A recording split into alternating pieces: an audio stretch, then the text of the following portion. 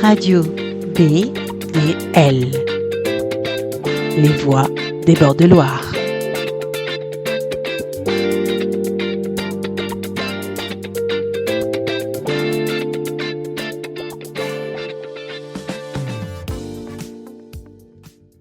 Aujourd'hui, nous allons parler des inégalités qui éloignent certains habitants de l'emploi, du numérique et des ressources essentielles au quotidien.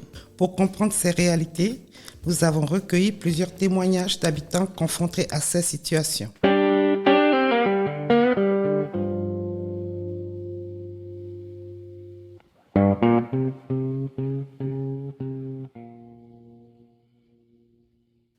Nous avons d'abord rencontré une personne dont le parcours a été marqué par des difficultés d'accès à l'emploi. Alors, bonjour à tous du coup. Bonjour. Peux-tu te présenter rapidement s'il te plaît ? Oui, je m'appelle Reza, j'ai 23 ans, je viens d'Afghanistan. Super. Aujourd'hui, quelle est ta situation professionnelle ? Ma situation professionnelle aujourd'hui, je suis en formation, en recherche d'emploi. Mais bientôt, je vais rentrer dans une formation plaquiste à la fin. À quel moment tu as eu des difficultés pour trouver un emploi ? Et en fait, je fais beaucoup d'essais pour rentrer en formation de poids lourd, pour passer mon permis poids lourd.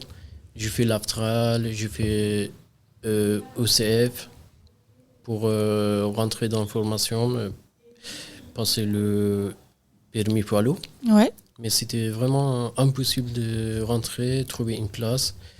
Parce qu'à chaque fois, il y avait beaucoup de demandes, beaucoup de personnes. On était presque 20, 25 personnes, 15, 20, 25. Il n'y avait que 3 places libres pour rentrer en formation. Okay. Et voilà, ça m'a très démotivé. Parce qu'à chaque fois, j'ai donné tout pour rentrer en formation, mais il n'y avait pas de place. Voilà. Est-ce que maintenant, tu trouves que les chances qu'on te donne sont plus compliquées à avoir ? Oui, je pense qu'aujourd'hui, c'est par rapport à avant, c'est ce que j'ai attendu. C'est très compliqué pour trouver une formation, pour rentrer dans une formation ou pour trouver un travail à cause de le budget serré, la région qui il ne peut pas financer toutes les formations. Exactement. Au niveau du numérique, est-ce que du coup les démarches en ligne, par exemple avec des CV ou etc., ça a été un frein pour toi ? Ça a été compliqué Avant c'était compliqué, mais avec le décès, avec le deuxième chance, ici j'ai appris vraiment pas mal de choses par rapport à tout ça. Et là je pense que j'ai pas trop de problèmes pour faire des recherches en ligne. Mais on a fait vraiment beaucoup de recherches et j'ai postulé à beaucoup d'entreprises avec mes formateurs. Mais malheureusement, il n'y avait pas de réponse, il n'y avait pas trop de réponses. Voilà, je n'ai pas réussi de trouver avec. Et est-ce que tu te sens quand même du coup à l'aise avec le numérique en général, tout ce qui est Internet ? Aujourd'hui, je dirais oui. Par rapport à avant, aujourd'hui, je me sens beaucoup plus à l'aise. Et j'ai appris vraiment, comme je dis, pas mal de choses grâce à ODC. Ok. Est-ce que ton quartier où tu habites, ça a un impact sur ta situation, selon toi ? Selon moi, c'est ce que j'attends. Oui, je pense. Parce que là où j'habite, c'est un quartier prioritaire. Et des quartiers prioritaires, les entreprises, en fait, ont les regards un peu négatifs sur le quartier prioritaire. Et du coup, tu te sens soutenu ou pas ici ? Oui, je me sens soutenu par rapport avec l'EDC. L'EDC, il me soutient beaucoup. Vraiment, il m'a beaucoup soutenu pour trouver une formation, pour faire des recherches emploi, tout ça. Ils m'ont vraiment beaucoup aidé. Ok. Et enfin, pour la dernière question, qu'est-ce qui t'aiderait vraiment à sortir de cette situation où tu ne trouves pas forcément d'emploi ? Je pense, et je suis sûr que passer un diplôme dans le métier qu'on aime, passer un diplôme, c'est vraiment très très important. Et quand je passe mon diplôme, par exemple le diplôme de plaquiste, si j'ai mon diplôme, je vais trouver sûrement rapidement un métier, travail. Ouais. Et je pense qu'après, quand on travaille, on va sortir de cette situation. Ouais, bien sûr. Oui, Et c'est parfait. Je vous remercie d'avoir participé à notre podcast. je vous en prie. Ce témoignage montre à quel point certaines difficultés peuvent fragiliser la confiance en soi et compliquer l'accès à l'emploi. Mais aujourd'hui, l'exclusion ne passe pas uniquement par le travail. Le numérique peut aussi devenir une nouvelle forme d'inégalité.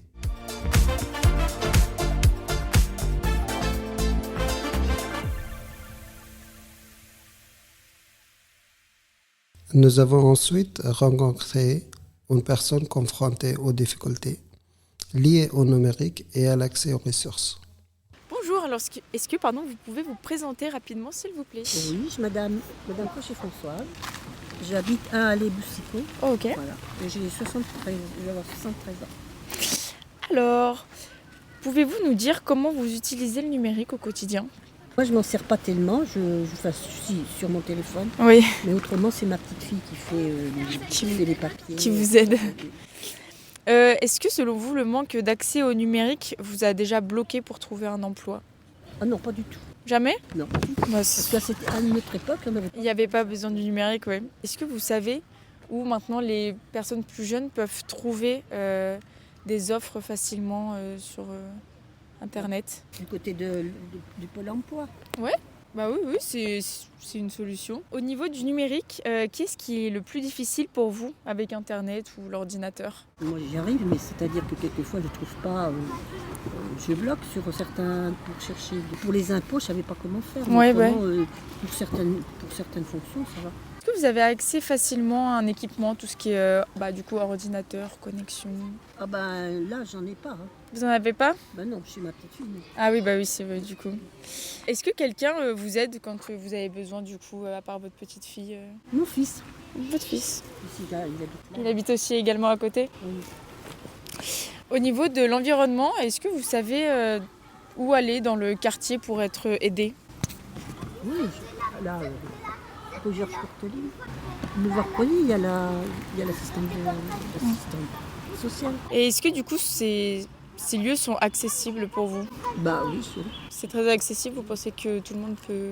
Tout le monde peut y aller, puisque moi, c'est la première fois que j'y suis allée et j'ai bien été accueillie. Et est-ce que vous vous sentez isolé parfois? Oui, je suis toute... Oui, c'est sûr que je suis isolée.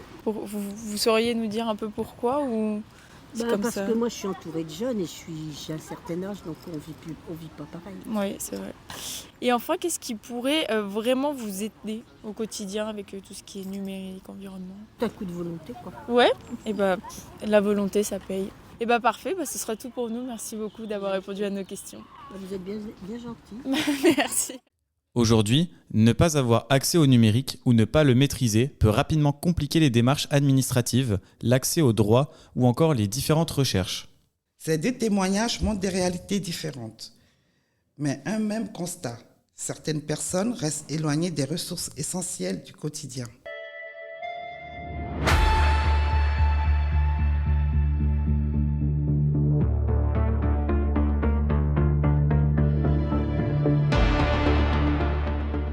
Pour mieux comprendre ces mécanismes et les solutions possibles, nous avons demandé le regard de professionnels.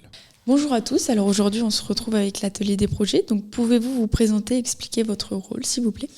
Alors bonjour, donc je suis Olivia Chébul-Enfant, donc animatrice facilitatrice de l'atelier des projets. Donc mon rôle c'est de coordonner l'ensemble des activités du lieu, de faire en sorte que le lieu vive et prenne toute sa place dans le quartier Bord-de-Loire. Et bonjour, moi je suis Vincent Cuchero, je suis ici facilitateur numérique, je me charge de l'accueil, de la réservation, des réservations et la gestion des salles, tout ça, et sinon bien sûr je suis en renfort d'Olivia sur plein d'autres domaines. Qui sont aujourd'hui les publics les plus éloignés de l'emploi ? Donc les publics les plus éloignés de l'emploi sont les personnes qui rencontrent des difficultés pour trouver un travail. Et ça, ceci étant, les plus éloignés de l'emploi sont les personnes donc, qui vont rencontrer des difficultés parce que manque de confiance en soi ou d'estime de soi ou de réalité sur leurs compétences, les compétences qu'ils possèdent. Et donc du coup, les plus éloignés de l'emploi, c'est les personnes qui vont justement vont douter d'elles-mêmes pour aller vers l'emploi. Et nous sommes là pour les accompagner le mieux possible. Et quelles sont les principales difficultés qu'ils vont rencontrer ? Les difficultés, alors il y a des difficultés parallèles à la recherche d'emploi qui vont être peut-être la mobilité, la gestion de leur vie quotidienne, notamment pour payer ses factures, etc. Et puis aussi peut-être des difficultés en lien avec le numérique. Et donc du coup, nous, toutes ces difficultés, on propose des ateliers gratuits ouverts à tous pour justement leur permettre de lever ces difficultés, de lever ces freins à l'employabilité. Par rapport au numérique, est-ce que la fracture numérique est un vrai obstacle aujourd'hui ? Oui, c'est un obstacle, ça va bien sûr dépendre des gens. Hein. Il y a des gens qui s'en sortent très bien, qui savent faire leur démarche sur Internet, tout ça, il n'y a absolument aucun souci. Mais il y en a qui justement sont beaucoup moins à l'aise en général sur le numérique, hein, et pas forcément que pour faire les démarches, rien que pour payer des choses en ligne, pour commander des choses. En fait, justement, ce genre de choses aussi, ça revient sur les démarches en ligne. Hein. On leur dit de payer leurs impôts, de faire les trucs. Donc pour avoir travaillé à Pôle emploi à l'époque, où je voyais des gens en fait qui n'arrivaient vraiment pas à s'actualiser, ils ne maîtrisaient pas le clavier. Il y a beaucoup aussi de personnes qui arrivent en France, qui ne sont pas à l'aise déjà avec les démarches administratives françaises, et donc il y a aussi du coup qui sont pas très à l'aise avec le numérique. Il y a plein d'obstacles, et pour dire en fait ça touche vraiment toute tranche d'âge, vraiment tout type de personnes. Il n'y a pas vraiment une démographie qu'on peut pointer du doigt. Justement, là-dessus, on est un petit peu près tous égaux. Et voilà, donc ça touche autant les jeunes que les personnes âgées, des personnes qui viennent d'arriver ou des personnes qui sont nées en France. Ça touche autant le monde plutôt urbain que rural. Donc voilà. Et comment vous accompagnez ces personnes en général ? On va faire plusieurs ateliers, donc comme pour lever des freins au niveau de la mobilité ou des factures, tout ça, ou de la confiance en soi. Là, on va faire des ateliers où justement on a par exemple une formation de frein de 20 heures qui est avec notre partenaire ST Microelectronics, la fondation ST Microelectronics, où en fait on va démystifier l'ordinateur, on va expliquer un petit peu tout ce qui est à l'intérieur, et on va aborder tous les domaines, donc comment fonctionne un ordinateur, comment aller dans Windows, comment le clic gauche, le clic droit, ce genre de choses, tout ça. Donc voir aussi tout ce qui est Excel, Word. Donc là, on va faire plein de choses à ce niveau-là. Après, on met en place aussi des renforcements bureautiques qui sont un petit peu plus sauvages, où des personnes peuvent venir, et s'ils ont besoin de renfort sur ici et là, voilà. Après, sinon, s'il y a des questions, on est là pour y répondre. Au niveau de la fracture du numérique, il y a un truc où on intervient très très facilement, c'est au niveau des moyens. On n'a pas tous les moyens d'avoir un ordinateur, le matériel. Et en fait, quand on vient à l'atelier des projets, on peut vous prêter justement un ordinateur. Vous faites ce que vous voulez dessus, dans la limite du raisonnable bien sûr.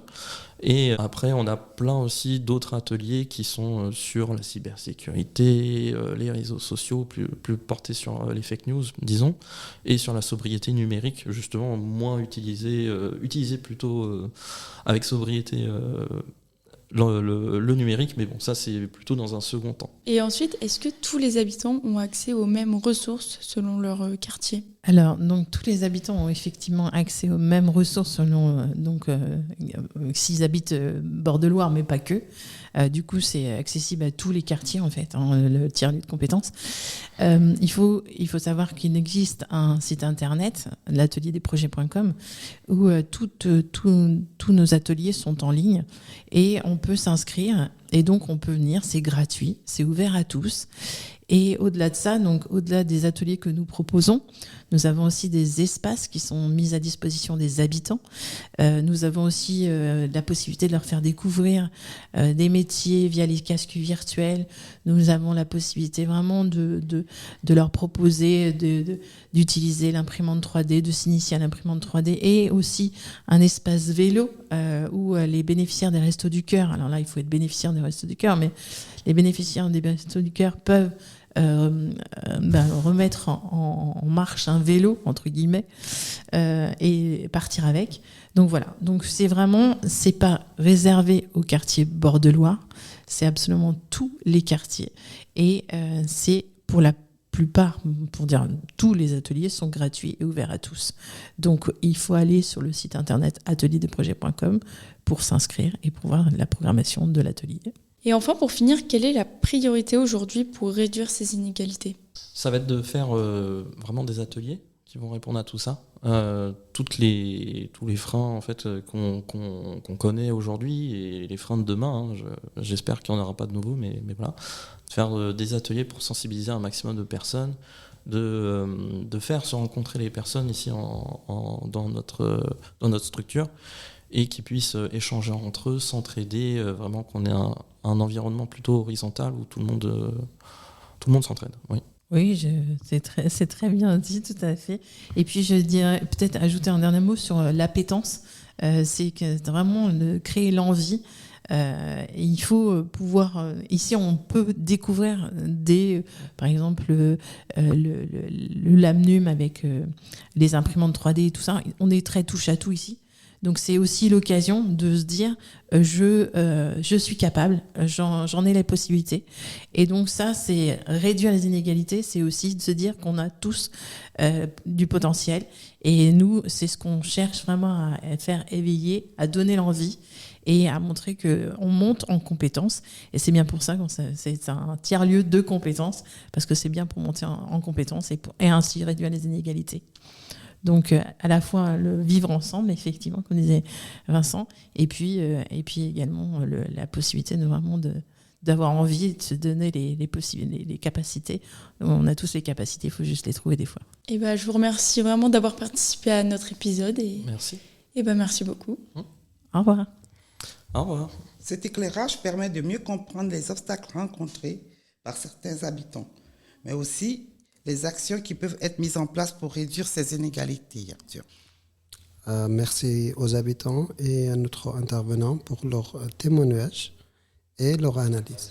Retrouvez-nous prochainement pour un nouvel épisode consacré aux enjeux du quotidien dans nos territoires. Ici PTL, à Voix des bords de Loire.